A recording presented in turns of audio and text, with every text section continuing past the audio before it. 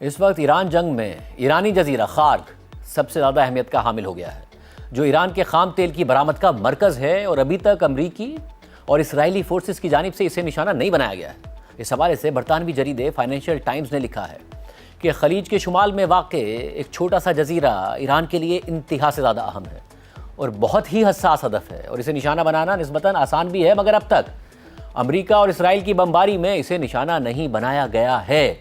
خارگ نامی جزیرہ جو چند کلومیٹر ہی لمبا ہے اور ایران کے ساحل سے تقریباً 25 کلومیٹر دور واقع ہے، 1960 کی دہائی سے ایران کے خام تیل کی برآمد کا مرکز رہا ہے۔ یہ سمجھ لیں کہ یہ ایک جزیرہ ایران کی معیشت کی شہرگ ہے، اور یہ اس وقت تعمیر کیا گیا تھا جب ایران اور امریکہ اتحادی تھے، اور امریکی آئل کمپنی اموکو نے اسے بنایا تھا۔ یہ ٹرمینل روزانہ 7 ملین بیرلز تک تیل لوڈ کرنے کی صلاحیت رکھتا ہے۔ کولمبیا یونیورسٹی کے centre for global energy policy سے وابستہ اور ایران کے لیے سابق اسپیشل انوائے رچرڈ نیفیو نے کہا ہے کہ اگر اس جزیرے سے تیل کی سپلائی بند ہو جائے تو ایران کی معیشت تقریباً ختم ہو جائے گی۔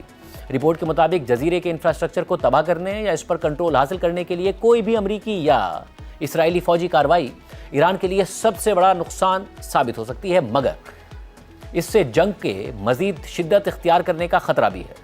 تیل اور گیس کی عالمی منڈی کو ایک اور بڑا جھٹکا لگ سکتا ہے، کیونکہ امریکہ اور اسرائیل کا مقصد ایران میں رجیم کا خاتمہ ہے۔ اس لیے اگر اس جزیرے کو ٹارگٹ کیا گیا تو یہ مستقبل میں بننے والی کسی بھی ایرانی حکومت کو بھی کمزور کر سکتا ہے، کیونکہ خارگ پر حملہ طویل عرصے سے واشنگٹن کے لیے ایک ریڈ لائن سمجھا جاتا ہے۔ اس لیے موجودہ تنازع کے دوران ٹرمپ انتظامیہ اس اہم تیل کے مرکز کے بارے میں کیا حکمت عملی اختیار کرتی ہے، اس سے ایران کے بارے میں ٹرمپ کی طویل مدتی یعنی لانگ ٹرم پالیسی کا اندازہ ہوگا۔ ایران کے ساحل کا زیادہ تر حصہ اتنا کم گہرا ہے کہ دنیا کے بڑے آئل ٹینکرز وہاں لگر انداز ہی نہیں ہو سکتے۔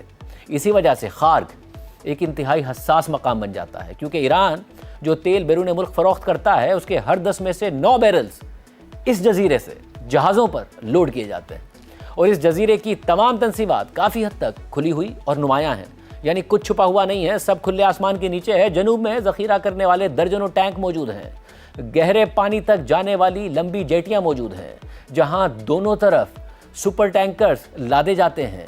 ایک چھوٹی سی ایئر اسٹرپ بھی ہے جو اسے مرکزی سرزمین سے جوڑتی ہے۔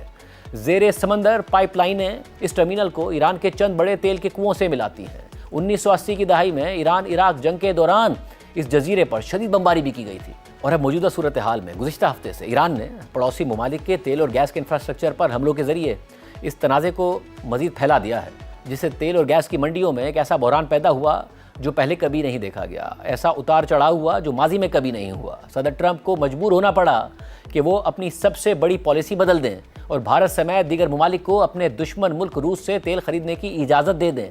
اتوار کے روز اسرائیل نے تہران میں ایندھن کے بڑے ذخائر کو نشانہ بنایا، جس کے نتیجے میں ایک بڑی آگ بھڑک اٹھی اور دارالحکومت کے اوپر دھوئیں کا سیاہ بادل چھا گیا، مگر اس کے باوجود خارگ جزیرے پر کوئی حملہ نہیں کیا گیا۔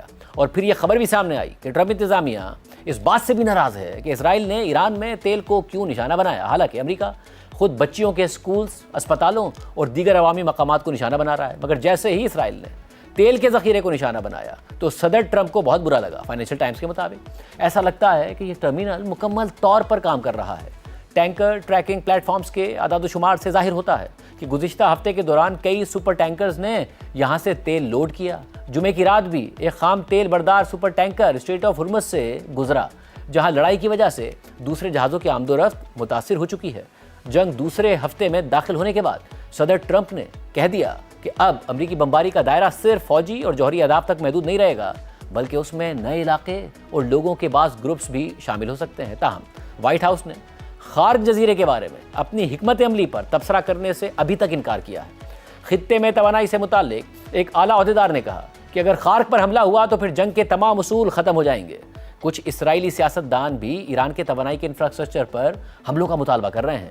اپوزیشن لیڈر یائر لیپڈ نے ہفتے کے روز دوبارہ کہا کہ اسرائیل کو چاہیے کہ خارگ جزیرے پر ایران کی تمام تیل کی فیلڈز اور توانائی کی صنعت کو تباہ کر دے، کیونکہ یہی وہ اقدام ہے جو ایران کی معیشت کو مفلوج کر دے گا اور حکومت کو گرا دے گا۔ تاہم فائنینشیل ٹائمز میں رچرڈ نیفیو کی رائے کے مطابق خارگ پر حملہ جنگ میں ایک بہت بڑا اضافہ اور قدم ہوگا۔ امریکہ اور اسرائیل دونوں کو معلوم ہے کہ اگر خارگ پر حملہ کیا گیا تو ایران خلیجی ممالک کے تیل کے انفراسٹرکچر کو زیادہ بڑے پیمانے پر براہ راست نشانہ بنا سکتا ہے۔ اور اس سے عالمی منڈی میں تیل کی سپلائی بہت لمبے عرصے کے لیے متاثر ہو جائے گی۔ تیل اور گیس کی قیمتیں بھی آسمان کو پہنچ جائیں گی اور عالمی معیشت کا بھٹا بیٹھ جائے گا۔ جیسا کہ قطر کے وزیر توانائی نے بھی کہا تھا کہ یہ جنگ طویل ہوگی تو تیل کی قیمت دگنی یعنی $150 فی بیرل ہو جائے گی اور مہنگائی کا طوفان لائے گی اور دنیا کی معیشتوں کا بھٹا بٹھا دے گی۔ فائنینشل ٹائمز کے مطابق اگر جنگ میں خارج جزیرے کو تباہ کر دیا گیا تو پھر ایران میں حکومت کی تبدیلی کامیاب بھی ہو جائے تو بھی اس کے بعد آنے والی حکومت بہت کمزور ہو جائے گی۔ یہی وجہ ہے کہ ابھی تک ایسا نہیں کیا گیا، مگر اس کا مطلب یہ نہیں ہے کہ اس جزیرے کو کبھی نشانہ نہیں بنایا جائے گا۔ رپورٹ کے مطابق ٹرمپ انتظامیہ کے بعض عہدیداروں نے اشارہ دیا ہے کہ طویل مدتی حکمت عملی یہ ہو سکتی ہے کہ ایران کے تیل کے ذخائر آخرکار فرینڈلی فورسز کے کنٹرول میں آ جائیں۔ وائٹ ہاؤس کی نیشنل انرجی ڈومیننس کونسل کے ایگزیکٹو ڈائریکٹر جیرڈ ایگن نے فاکس نیوز سے بات کرتے ہوئے کہا کہ بالآخر ہمیں اسٹریٹ آف ہرمز کے مسائل کی فکر نہیں کرنی پڑے گی کیونکہ ہم تیل کو دہشت گردوں کے ہاتھوں سے نکال لیں گے۔ ہڈسن انسٹیٹیوٹ کے سینئر فیلو اور سابق امریکی عہدیدار مائیکل ڈوران نے کہا کہ امریکہ طویل عرصے سے خارق کے معاملے میں ریڈ لائن کھینچتا آیا ہے اور گزشتہ سال اسرائیل اور ایران کے درمیان 12 دن کی جنگ کے دوران بھی اس جزیرے کو دانستہ طور پر نشانہ نہیں بنایا گیا تھا۔ حالانکہ اس جزیرے پر حملہ موجودہ حکومت کو معاشی طور پر زخمی کر سکتا ہے، مگر مسئلہ یہ ہے کہ حملہ مستقبل میں بننے والی کسی بھی ایرانی حکومت کو بھی نقصان پہنچائے گا۔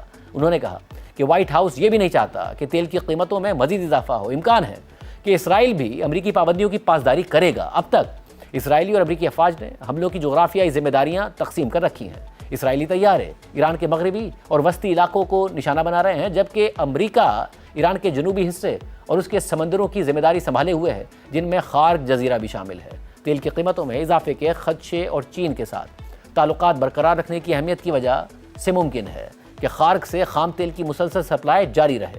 ایران کی تیل کی برآمدات کی بھاری مقدار چین ہی کو جاتی ہے۔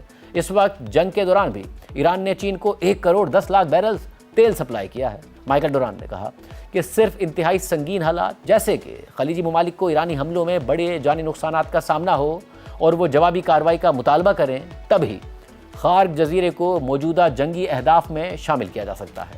اسرائیلی آپریشن کے بارے میں بریفنگ لینے والے ایک شخص نے بتایا کہ فی الحال جنگ کا مقصد محدود ہے اور ایران کو مکمل طور پر تباہ کرنا نہیں ہے۔ اصل مقصد حکومت کی تبدیلی کے لیے راستہ ہموار کرنا ہے۔